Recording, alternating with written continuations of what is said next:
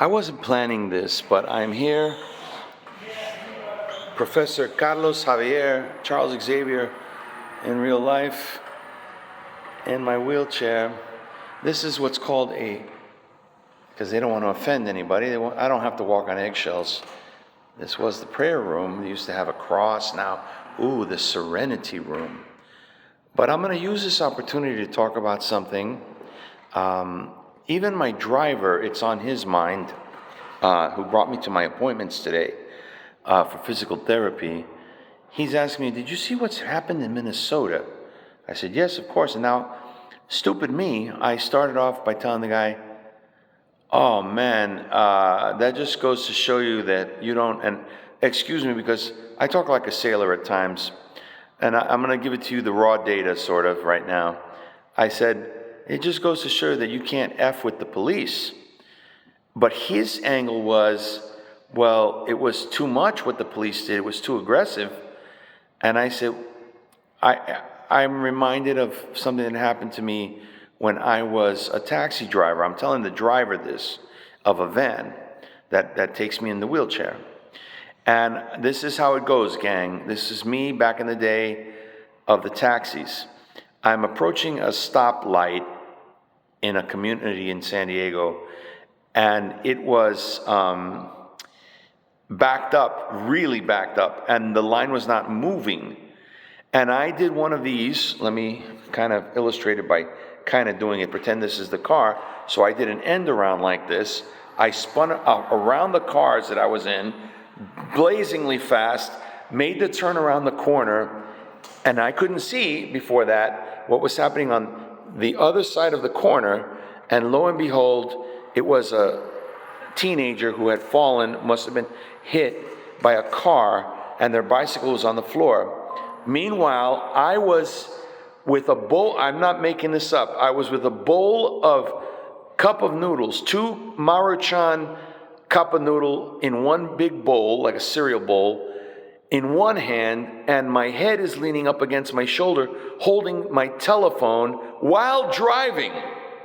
And I'm about to run over the bicyclist, the bicycle, and the cop.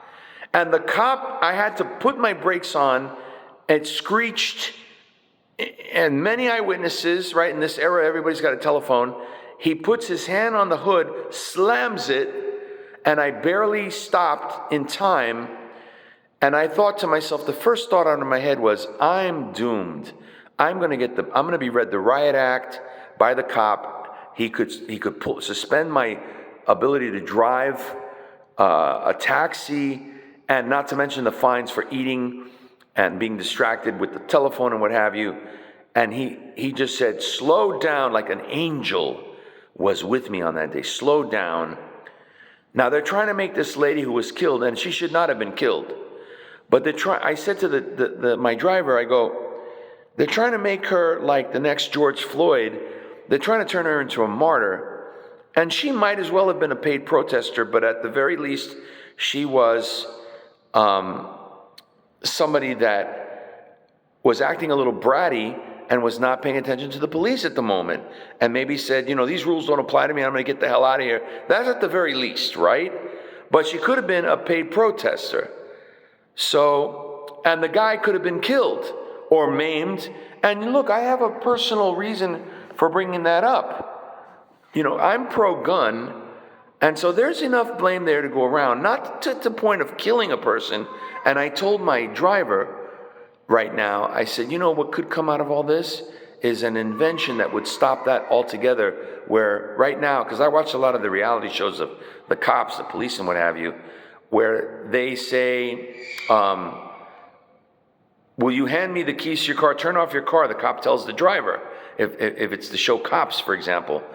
And but in the future, what might happen is the police will have a kill switch. They won't need your remote. They will automatically be able to turn off your car and go, okay, your car's been deactivated temporarily while we run our investigation. They will have nowhere to run. They can't pull those things. So, the Minnesota people are suffering from a great amount of Jesus derangement syndrome. There are paid protesters on the ground there right now.